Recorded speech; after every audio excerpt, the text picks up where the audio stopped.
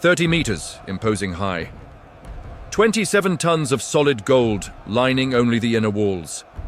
Bronze columns that tore through the air 8 meters high, weighing 34 tons each. Entire walls lined with cedar imported from Libano, polished cypress floors, and gigantic 4.5-meter cherubs plated with gold. O Templo de Salomão was not just a religious building. It was the most expensive, most grandiose, and technically most advanced construction in the entire ancient world. It took 7 years to be completed. It consumed more gold than any other known structure at that time. And here lies the detail that no one can rationally explain. The foundation stones weighed up to 400 tons. No cranes, no metal pulleys, no appropriate wheels.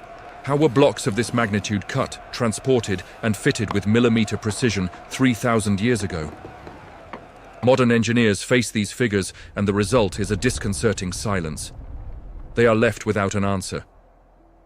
Because that was not just grandiose, it was, for all intents and purposes, impossible. In this video, you will discover the techniques, materials, and hidden secrets behind the most impressive work of antiquity. And in the end, you will understand why, to this day, no one has been able to replicate what Salomão built. The first problem was simple to understand, but brutal to solve. To create the temple's foundations, Salomão did not accept common stones. He demanded the largest stones ever cut in the history of Israel. The Book of Primero Reis, chapter 5, verse 17, uses a very specific expression: large stones and costly stones. Archaeologists who studied the platform of the Second Temple, erected later in the same location, found blocks weighing over 400 tons. 400 tons. Imagine the weight of 60 adult elephants fused into a single block. Now, imagine cutting that from a mountain without dynamite, without electric saws, without any modern technology. 80,000 men were assigned solely to this task, cutting stones. They worked in quarries scattered across the mountains around Jerusalem. Dawn had not yet broken when they awoke, walked to the extraction areas, and began the most dangerous work of the entire project. Because you couldn't just strike the rock until it broke. Not when absolute precision was needed. Not when each block had to fit like a glove in the temple.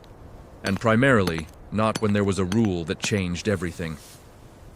No sound of iron tools could be heard at the construction site. This is recorded in Primero Reis, chapter 6, verse 7. It meant that the stones had to leave the quarries already finished. Every cut, every angle, every smooth surface, everything had to be done far from the sacred site of the temple. The technique used was ancient, but bordered on genius. First, the cutters identified where they wanted to split the massive rock. They drew lines using stones harder than limestone. Then, they opened small, deep holes along these marked lines. They inserted dry wooden wedges and then soaked everything with water. The wood, thirsty, absorbed the water and swelled. The internal pressure increased relentlessly, and after hours, sometimes days, the rock split exactly where they had planned. No explosives, no the screeching noise of hammers against metal chisels.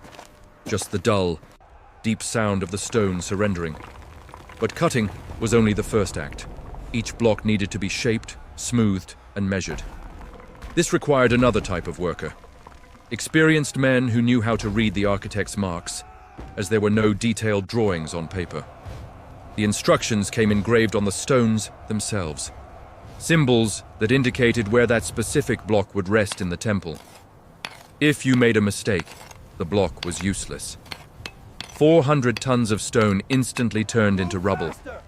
Work in the quarries was not just arduous, it was deadly. Landslides occurred without warning. Miscalculated blocks rolled down the mountain, crushing anyone in their path. There was no safety equipment, no hospitals nearby. If you were seriously injured, your chances of survival were minimal. And yet, 80,000 men woke up every day and returned to those mountains. Why? For the Israelitas, who worked in shifts, it was paid work with the sacred right to return home. For the Cananeus, under forced labor, there was no choice. Primero Reis, chapter 9, verse 21, reports that Salomão subjected them to a servitude that echoes to this day. They cut stones, or faced punishment.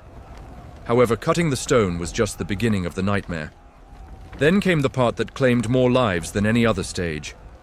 How do you move 400 tons of stone for kilometers of mountainous terrain without machines? And why did so many men die trying? Visualize the scenario. A rope snaps under pressure. The stone suddenly stops. Men in front tumble. Others get trapped under the colossal block with no chance of escape. Accidents like these were not rare. They were part of the brutal routine of this work. The second challenge was, in fact, worse than the first. The stone was already cut.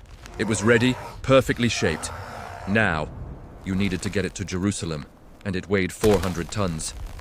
How to move that? 70,000 men were assigned exclusively to carrying. They didn't cut, they didn't build, they only transported. And the technique they used seemed simple on paper, but was hellish in practice. Earthen ramps. They built gigantic ramps of compacted earth, going up and down the mountains. The stone was placed on thick tree trunks that served as rollers. Ropes of plant fiber, as thick as human arms, were tied around the block. And then began the most brutal effort of the project. Pulling. Hundreds of men held the ropes. A supervisor shouted rhythmic commands so that everyone would pull at the exact same second. Pull, stop, reposition the logs that were left behind, pull again. The stone moved centimeters, sometimes just a few fingers at a time. A single 400-ton block could take weeks to travel 5 kilometers. And all that time, the men slept next to the stone, ate there, did not release it until it reached its destination. But here's the detail that makes everything worse. The ropes were not eternal. Plant fibers can withstand weight, but they have a fatal limit. Under constant tension, they began to wear out. The strands broke one by one, and when the rope finally gave way, it wasn't just it that was gone. The weight redistributed violently. Men were thrown forward, others got trapped. The stone, uncontrolled, sometimes slid backward, crushing anyone in its path. There were no insurance policies, no compensation for widows. You died, and another man took your place on the rope the next day. The Israelitas, who worked in shifts, had a psychological advantage. 1 month pulling stones, 2 months at home. They endured because they knew it would end. But the Canaanites, under forced labor, had no such hope. They pulled until the work was finished. 7 years. Some did not survive the first few months. Exhaustion, injuries, diseases caused by sleeping outdoors. The mortality rate among carriers was the highest of the entire project. And yet, the work did not stop, because Salomo had non-negotiable deadlines to meet. Now comes the impressive part. When the stone finally arrived at the construction site in Jerusalem, it could not be retouched. Remember the rule, no sound of iron tools. This meant that the positioning work had to be perfect on the first attempt. If the stone was a finger out of place, you couldn't grab a hammer and adjust it. You would have to pull it back, reposition the rollers, and try again. That's why the supervisors were ruthless. They measured everything, checked every angle, and if something was wrong, the blame fell heavily on the carriers. The punishments were severe. Floggings, reduced rations, sometimes worse things. But transporting giant stones was not the only impossible problem. 200 kilometers separated Jerusalem from the forests of Lebanon, and Salomo needed thousands of cedar logs. How to bring wood from another country without trucks, and how many men died along the way. The problem was not just the distance, it was what the distance meant. 200 kilometers of mountains, valleys, rivers, and foreign territory. Cedar was the noblest wood of the ancient world. Resistant, aromatic, almost indestructible, used by kings to build palaces and temples. But it grew only in the Lebanese mountains. Israel had no cedar, so Salomo did what any great leader would do. He bought it. The negotiation with Hiram, king of Tyre, is recorded in Primera Reis, chapter 5, verses 6 to 11. Hiram would provide the specialized lumberjacks and all the necessary cedar. In exchange, Israel would pay 20,000 koros of wheat per year, the equivalent of more than 4 million liters, and another 20,000 betos of pure olive oil, another 2 million liters. It was an absurdly expensive trade agreement, but Salomo had no option. Without cedar, there would be no temple. 10,000 Israelitas were assigned to work in Lebanon, but they did not stay there all the time. Primero Reyes, chapter 5, verse 14, explains the system. 1 month in Lebanon, 2 months at home. Adoniram was the supervisor responsible for organizing this shift logistics. Each month, 10,000 men went up the Lebanese mountains. They worked side by side with the Sidonios lumberjacks, who were the true specialists. They felled gigantic cedars that were centuries old. Then they cut the logs into transportable sizes. And then came the most complicated part, taking it to Israel. Transport was divided into 2 stages. First stage, by sea. The logs were tied to each other, forming enormous rafts, pushed and guided by smaller boats. These rafts floated across the Mediterranean Sea to the port of Jope, which today is part of Tel Aviv. The journey took days. Storms were common. Sometimes the ropes broke, and valuable logs were lost at sea. But it was the fastest way to move heavy wood over long distances. Second stage, by land. From Jope to Jerusalem is about 60 kilometers. It seems little, but each cedar log weighed tons. They used the same technique as the stones, smaller logs as rollers, ropes, hundreds of men pulling.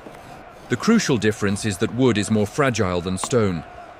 If you let the cedar drag on the ground, it would scratch, crack, lose its sacred quality. So, the care had to be doubled, and the time much longer. A single log could take weeks to arrive. The men who did this work slept outdoors, eating basic rations of bread, lentils, and water. Many fell ill. Fevers, infections, physical exhaustion. There were no specialized doctors. If you became too sick to work, you were replaced. And if you died, your family received the news weeks later, when your shift ended and you didn't return home. It was a brutal, yet efficient system. Because in the end, the cedar arrived, and every log that entered Jerusalem was one more piece in the most grandiose puzzle ever built. But bringing stones and wood was only half the challenge. Because there was a rule that made everything 10 times harder, a rule that no one could break. And if broken, the punishment was immediate. How do you build in absolute silence? Think about what would happen if a worker accidentally hit a stone with a hammer. The sound would echo through the sacred site. Supervisors would come running. No excuse would matter. The punishment would be severe. Because there was a rule above all others. A rule that made the construction of the temple different from any work ever done on earth. No sound of iron tools could be heard at the construction site. None. This was not a suggestion, not an aesthetic preference. It was a direct order recorded in Primero Reyes, chapter 6, verse 7. And whoever broke this rule paid dearly. But here is the question that no one answers easily. How do you build a 30-meter-high building with blocks of hundreds of tons using gigantic cedar beams without making noise? How do you fit stone to stone without adjusting? How do you correct an error without hammering? The answer lay in preparation. Everything had to come out perfect from the quarries and carpentry workshops. Each stone cut to the exact size, each cedar beam measured to the millimeter, each joint planned in advance. Because when the material arrived at Monte Moria, where the temple was being erected, there would be no second chance. The architects and master builders used a marking system. Symbols were engraved on the stones still in the quarries. Hebrew letters, numbers, signs that indicated the exact position of each block. When the stone arrived in Jerusalem, the builders read the marks and knew where to place it. They didn't need to measure again. They didn't need to adjust with chisels. They just fitted it. And if it didn't fit well, then the error was back there in the quarries, and someone would be punished for it. The work on the site was tense, silent. Hundreds of men moving gigantic stones without being able to speak loudly, without being able to use metal tools. They used wooden levers, wedges, ropes, slow and calculated movements. A block out of place meant dismantling part of the structure and starting over. And all this without hitting, without sawing, without hammering. The level of coordination required was absurd. A communication error and tons of stone would fall on workers. But why did this rule exist? The explanation lies in the purpose of the temple. It was not a common palace. It was the house of Deus, a sacred place where the Creator himself would dwell. and Deus had commanded that the place be treated with absolute reverence from the first day of construction.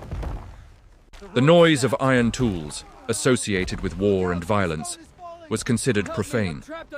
Therefore, the work had to be done in holiness, in silence, as if each stone placed was an act of worship. The 3,300 supervisors had the task of ensuring this. They circulated all the time, observed every movement, listened to every sound, and, at the slightest sign of disobedience, acted. Punishments varied.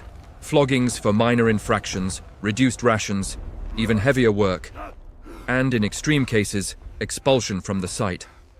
For the Canaanites under forced labor, being expelled could mean imprisonment or death. For the Israelites in shifts, it meant public dishonor. So, everyone obeyed. They worked in silence. And somehow, against all odds, the temple rose.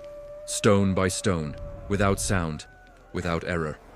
But building in silence was only part of the challenge. The temple could not just be grand, it needed to shine. 27 tons of pure gold, lining entire walls. How do you work with that amount of precious metal? And who was the man Salomon brought from another country to accomplish such a feat? The heat was unbearable. Furnaces blazed day and night, melting gold. Sweaty men hammered thin plates over wooden molds. Others polished surfaces until they shone like mirrors. And, in the center of it all, a man named Hiram observed every detail. He was not the king, he was another Hiram, a Phoenician artisan from Tyre, just like the cedar. Personally hired by Salomon, because no one in Israel mastered metallurgy like him. Segundo Reis, chapter 7, verses 13 and 14, states that Hiram was the son of a widow from the tribe of Naphtali, and his father was from Tyre, a bronze craftsman. He was filled with wisdom, understanding, and knowledge to do all work in bronze. But bronze was not the biggest challenge, it was gold. 27 tons of it.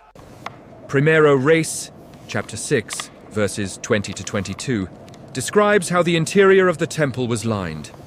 The oracle, the Holy of Holies, measured 9 meters long, 9 wide, and 9 high. Everything there was covered with pure gold.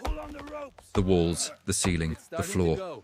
It wasn't gold paint, it wasn't a thin laminate, it was hammered gold plates nailed over the cedar. And the work of preparing these plates was brutal. Pure gold is soft, malleable. You can hammer it until it's as thin as paper without it cracking. But this requires technique. Specialized artisans heated small amounts of gold until they were soft. Then, they hammered them on stone anvils. They struck, turned, struck again, until they achieved uniform and thin plates. Each plate took hours to make, and thousands of them were needed to cover all the surfaces of the temple. The work did not stop. The furnaces ran continuously. Firewood was burned in absurd quantities to maintain the necessary heat. Men worked in shifts because no one could endure more than a few hours near the intense fire.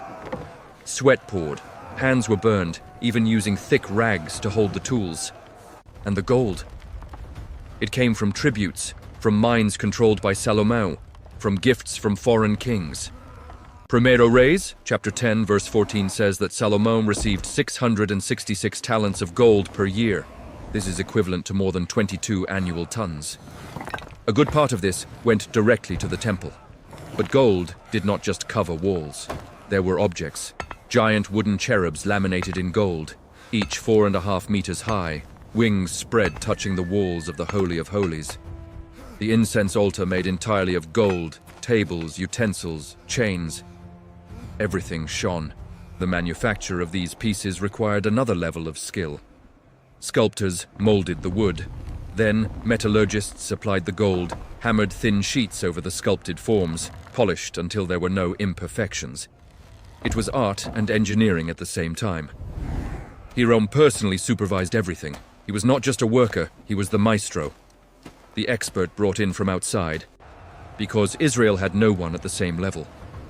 And he delivered the bronze columns called Jachim and Boaz, each 8 meters high, and the large bronze tank for purification, supported by 12 metal oxen.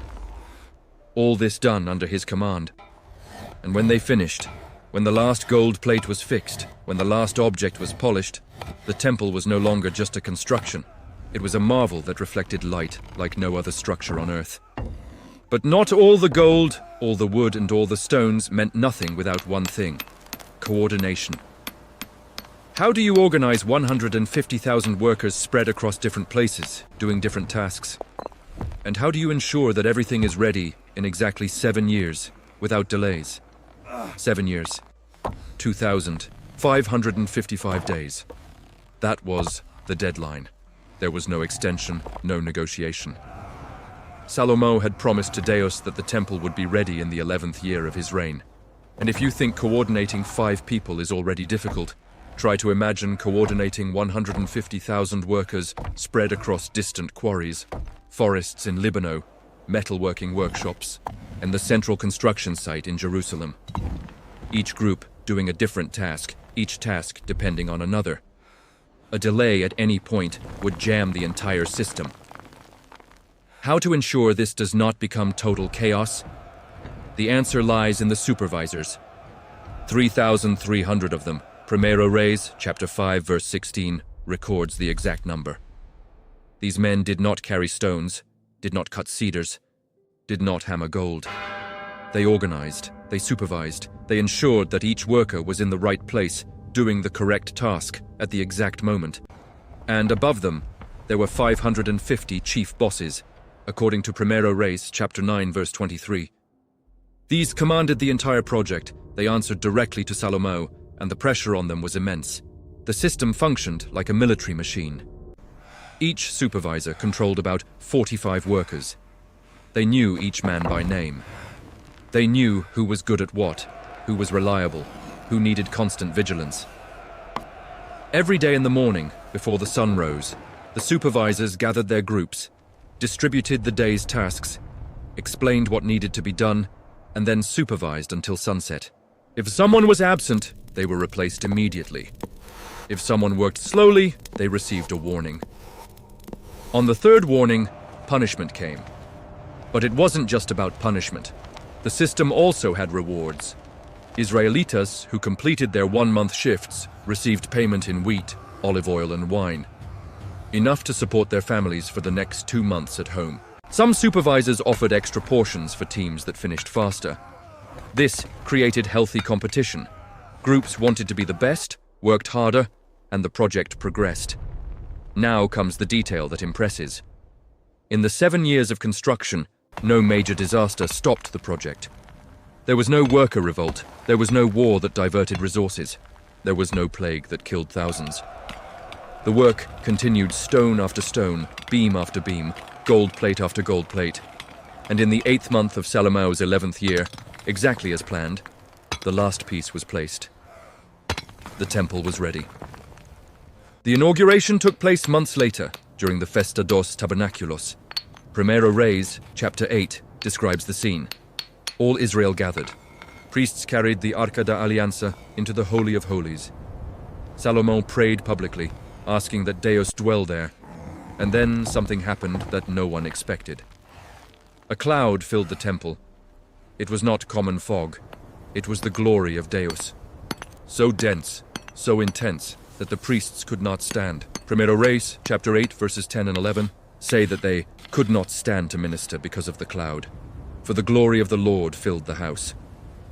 150,000 men had worked for this moment. Many had died in the quarries, crushed by blocks. Others died pulling ropes that snapped.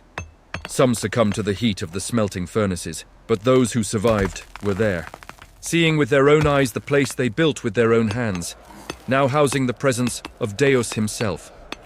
And Salomon celebrated by sacrificing 22,000 oxen and 120,000 sheep. Primero Reis 8:63. Numbers that demonstrated the magnitude of what had just been accomplished. The most impossible work of antiquity was completed. Now, watch the video about how Nabucodonosor destroyed the Templo de Salomão.